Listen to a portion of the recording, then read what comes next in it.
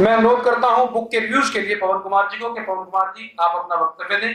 Book आपने पढ़ी होगी क्योंकि आप बुक के रिव्यूज के लिए अपना अपना आपका जो वक्तव्य है वो पुस्तक के रिव्यूज है, तो आप कहीं ना कहीं आए और इस पुस्तक के बारे में बताएं। इससे पहले कि मैं इस किताब की तफसीला करूं,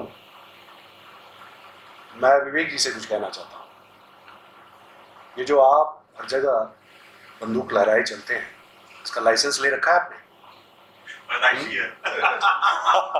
जी हाँ, इनके पास हर वक्त एक 16 बंदूक होती है। अब भी ये देख लीजिए इनकी जेब में क्या क्या कलम है। ऐसा है ख्वातीनो हज़रात, जब कलम तमस्तंद्र को चुनौती देने वाली साहसिक इबारत लिखने लगे ना, उसे कलम नहीं बंदूक यानी कि तुफान कहते हैं। बदी से लड़ाई, जहालत से जंग, ये कलम है या कोई तीरों तूफान। हर बदकारी का इसे अंदेशा, हर जराइम पेशा का उधेरे रेशा, सदाकत की हाफिज उसूलों की परवर, कतरा हर स्याही न होने दे गड़बड़, साजिशों को करती सरेआम नंग, ये कलम है या कोई तीरों तूफान। हटकर है इसकी तर्जे तहरीर, हुकूक जिसमें किसी की पीड़, जिहानत की जोली है गुंगों की बोली, आजिज दमों की यही हमजोली, है बागियाना इसका हर ढंग, ये कलम है या कोई तीरों तूफान। उतरकर गहरे में करे पड़ताल, बुझे बुझव्वल समझे हर चाल, ठोक कर खम ठोक कर ताल, दुष्टों के लिए बनती है काल, है अनग अटल है भय अभंग, ये कलम है या कोई तीरों तूफान। ये कलम है या कोई तीरों तूफान। कलम किसी भी किताब की पठनीयता मुख्यतः इन दो बातों पर निर्भर करती है कि कलम के ऊपरी छोर पे कौन है और कलम के निचले छोर पर कौन है, यानी कि लिखने वाला कौन है और लेखबद्ध कौन है। इस किताब के संदर्भ में देखा जाए तो यहां कलम के दोनों छोरों पर दो धाकर हैं।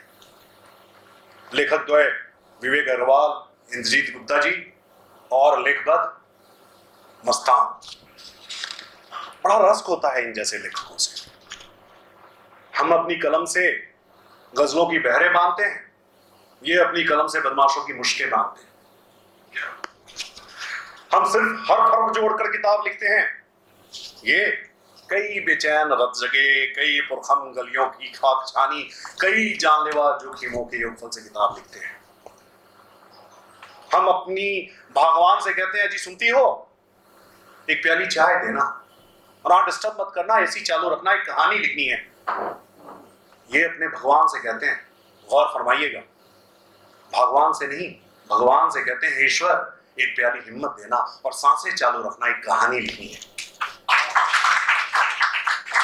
अब बात करते हैं किताब को पढ़ने की दूसरी जो जाजिब और वाजिब वजह है, वो है इसकी विषय वस्तु। मस्तान एक ऐसी रसगुदार शख्सियत जिसकी बाबत झूठ और सच के ताने बाने से अनगिन किस्से रचे गए। लेखक द्वय अपनी इस किताब में कहते भी हैं कि मस्तान किस्सा गोई का चौराहा थे। जी हाँ, मस्तान वाकई अपने जीते जी एक किंवदंती बन गए थे। उनकी कोवार हैसियत ने अपने अंदर सैकड़ों किस्से जज्ब कर रखे थे, एक दूसरे की दाईद करते किस्से, एक दूसरे को काटते किस्से। उनको पढ़िए तो समझ में नहीं आता कि किस पर यकीन किया जाए और किसे खारिज किया जाए। जैसे उन्होंने बताया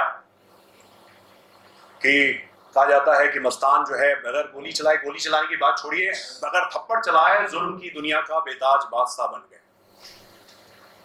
और उन्हीं को सुपारी किलिंग का पहला सरनामा भी जाता है। उन्हें ही हाजी कहा जाता है, गरीब परवर कहा जाता है, और उन्हें ही कहा जाता है तस्कर, डॉन। मस्तान के इर्द गिर्द जब कयासों और किस्सों के इतने सारे, इतने बड़े धुंधलके हों, तो ऐसे में एक शदीद जरूरत हो जाती है कि ये किताब ऐसी हो जो उनके बारे में सही सही उद्भेदन कर पाए, ईमानदार उद्भेदन कर पाए।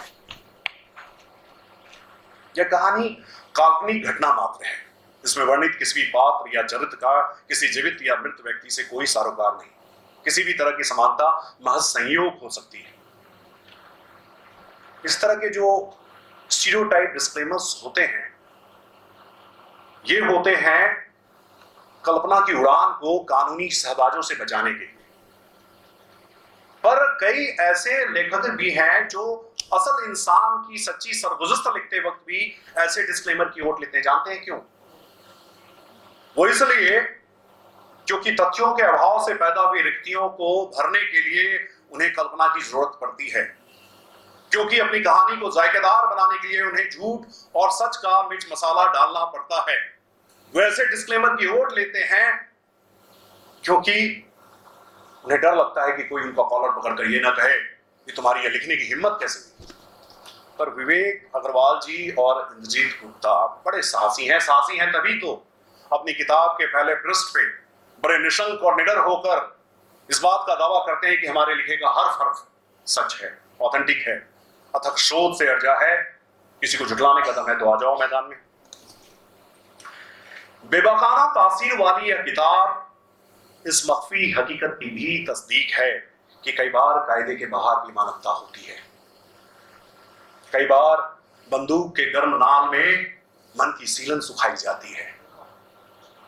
कई बार ईश्वरीय विधान आदमी के बनाए विधान की परवाह नहीं करता, वो अपने हिसाब से अपना देव दानव चुन लेता है। कई बार एक ही बदन के सांचे में, कई बार अच्छे बुरे के बीच के बफरलैंड में भी कुछ अस्तित्व पनपते हैं।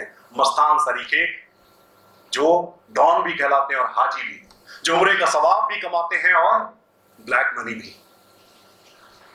यह किताब हमें मस्तान की उस दुनिया में भी लेकर जाती है जिसमें सामाजिक मापदंड से नामुत्तफिक मानवीय रिश्तों के लिए भी भरपूर गुंजाइश है, जहां एक नवयुवती और प्रौढ़ता के मुहाने पर खड़ा आदमी बगैर किसी अपराध भाव के रुमान परवर हो सकते हैं और एक ढके छिपे दर्शन का उद्भेदन करते हुए दुनिया से कह सकते हैं कि मूल नैसर्गिक प्रेम तो ऐसा ही होता है, आश्रित, आदिम, वर्जनाओं को तोड़ता, मनाही की दीवारें फांदता।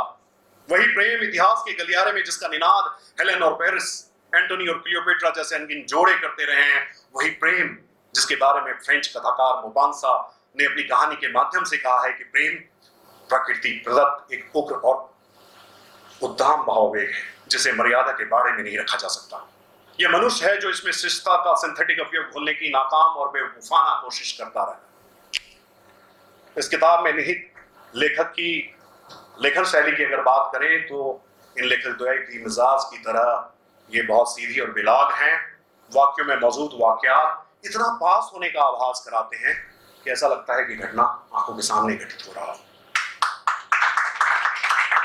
एक बानगी के लिए इस किताब का एक गद्यांश पढ़ रहा हूं। बकौल किताब पृष्ठ संख्या 177। लंदन की 57 नंबर सड़क पर वह शाम अच्छी सर्दी की थी। अंधेरा फैल चुका था, रास्ता लगभग सुनसान हो चला था। कुछ देर पहले हल्की बारिश से सड़क पर गीलापन था। हल्की रोशनी सड़क पर फैली थी। इस सड़क पर दरमियाने दर्जे का बाजार और 3 सिनेमा घर थे। तकरीबन 8 बजे एक सिनेमा घर में शो खत्म हुआ तो भीड़ बाहर निकली। उसमें हाथों में हाथ डाले बड़ा ही खुश लग रहा एक युवा भारतीय जोड़ा भी शामिल था। यह युवा जोड़ा सड़क पार कर बस स्टॉप पर पहुंचा। कुछ लोग वहां थे, वहां बसें आती जाती रहीं, पर यह युवा जोड़ा किसी बस में नहीं बैठे। ये उन्हें बस स्टॉप पर ही रुकना था। रात लगभग 9 बजे का वक्त हो रहा होगा। दोनों नितांत अकेले रह गए थे। उन्हें कहीं जाने की जल्दी नहीं थी। जाते भी कहां, वे तो एक दूसरे में खो जाने के लिए लंदन की इन सड़कों पर आए थे। उस युवा जोड़ा को नहीं पता था कि उन पर 2 जोड़ी निगाहें जमी हैं। एक काले रंग की इटालियन बीटल कार सामने की गली से निकली और उस सुनसान राह पर धीमे धीमे आगे बढ़ने लगी। वह कार मंथर गति से चलती हुई सड़क पार उनके करीब आकर थम गई। दोनों जोड़ों ने एक दूसरे को देखा लेकिन कुछ समझे नहीं। उन्हें किसी की परवाह भी न थी। उन्होंने कार को नजरअंदाज कर दिया। तभी कार का दरवाजा खुला। 2 हिंदुस्तानी दरवाजे से तेजी से बाहर निकलते हैं। इस युवा जोड़े के करीब आकर खड़े हो जाते हैं कि हाथ में कांच की छोटी सी बोतल तेजाब, और उसमें से एक बंदा गुर्रा कर कहता है, तुम्हारी फ्लाइट का वक्त हो गया है, तुम्हारे पास पासपोर्ट और दूसरे कागजात तो होंगे। मेरी बात अच्छे से समझ लो। मुंबई पहुंचकर तुम घर नहीं जाओगी, सीधे उस फिल्म के सेट पर जाओगी जिसे बीच में छोड़कर बिना कुछ कहे तुम यहां आई हो और इसके साथ मजे कर रही हो। प्रोड्यूसर को तुम्हारे बाप ने फिल्म बनाने के लिए पैसे नहीं दिए हैं। वो बाल बच्चों वाला गरीब आदमी है, तुम खुद गाड़ी में बैठोगी या मैं जबरन बिठाऊं? वह अजनबी लड़की से बोला तो सारा माजरा साफ हो गया। इसके ठीक 1 घंटे बाद एयर इंडिया का विमान लंदन के हिथ्रो एयरपोर्ट से मुंबई के लिए रवाना होता है और इकोनॉमी क्लास की सीट पर वही हसीना बैठी होती है, अकेली। मुंबई पहुंचकर हसीना सीधे फिल्म सेट पर पहुंचती है। शॉट की मुकम्मल तैयारी के साथ सेट उसके इंतजार में होता है। हसीना चुपचाप काम शुरू कर देती है, वो किसी से कुछ नहीं कहती, बस काम शुरू हो जाता है। यह चमत्कार हुआ भला कैसे? हुआ यूं कि लंदन वाली घटना के 3 दिन पहले एक विख्यात फिल्म तारिका बिना कुछ बताए ही शूटिंग से गायब हो गई थी। जब फिल्म निर्माता ने उसकी खोजबीन की तो उसे कुछ पता नहीं चला। उसकी मस्तान से कुछ पहचान थी, वो जानता था कि इस मौके पर हाजी साहब उसकी मदद कर सकते हैं। फिल्म निर्माता रोता तलपता जा पहुंचा मस्तान के दरबार में और उसने दुहाई दी। उसने हाजी साहब के सामने दुफड़ा रोया, 5 लाख का सेट छोड़कर हीरोइन बिना बिताए भाग गई है। कहाँ गई है ये बताओ? मस्तान ने कहा, कुछ पता नहीं, उसकी फैमिली कुछ नहीं बताती।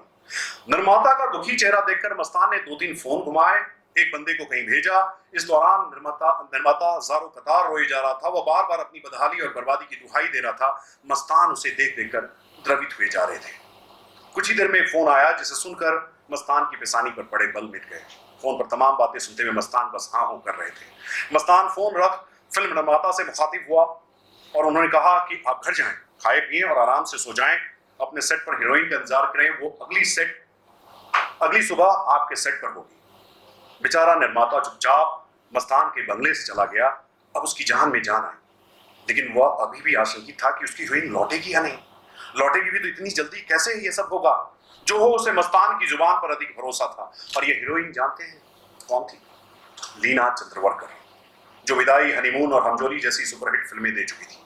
गोवा की तत्कालीन मुख्यमंत्री शशिकला के बेटे सिद्धार्थ से लीना की शानदार सगाई हुई थी। उसके बाद दोनों के बीच रोमांस चल रहा था। लीना को लगा कि ये मधुमेह दिन है और वही सब कुछ है। वो उस फिल्म निर्माता और साथ काम कर रहे सैकड़ों लोगों को भूल गई कि उनकी क्या हालत होगी। उसे सिर्फ अपना स्वार्थ दिखा और इस तरह वो लंदन का उन्होंने रास्ता पकड़ लिया था और वहां रुमान परवर हो रहे थे अपने सगाई अपने फियांसे के साथ। पर मस्तान ने उनके होश ठिकाने लगा दिए। यह थी लीना के बहाने से उस जमाने के सबसे ताकतवर इंसान हाजी मस्तान मिर्जा की कहानी। उन दिनों फिल्म उद्योग और मुंबई पर मस्तान का ऐसा दबदबा और खौफ तारी था जितना देश के प्रधानमंत्री का भी नहीं होता। ये था गद्यांश। इस किताब को पढ़ने के बाद मन एक अजीब सी मुराद मांगता है कि अगर समाज को सिर्फ और सिर्फ रोशनी की नेमत हासिल नहीं हो सकती, अगर अंधेरे का रोशनी से गुथा होना बदा है, तो काश मस्तान नाम की मुंबई की दीवार मुस्तहकम बनी रहती, कभी कमजोर ना पड़ती, तो कोई दाऊद उसमें सेंध ना मार पाता, तो मुंबई में इतनी खूरेजी ना होती, तो युवाओं को ड्रग के अंतहीन अंधेरे में झोंकने वाले नशाफरोश ना होते, तो मुंबई की पारसाई मुंबई का अमन अमान बना रहता। जाते जाते फिर से कहना चाहूंगा कि यह किताब सिर्फ मस्तान से जुड़े नामालूम पहलुओं को उद्घाटित नहीं करती, यह एक दरीचा है जो मुंबई के 3 दशकों के आर्थिक और सामाजिक हालात का जायजा कराती है। तो पलटिए सफेद मस्तान के और घूम आइए उस दौर का मुंबई जब सफेद शफाफ लिबास में एक शख्स अपने काले कारनामों से मुंबई की तकदीर लिखा करता था। Wish you all a very happy reading Mastan. बहुत बहुत आभार।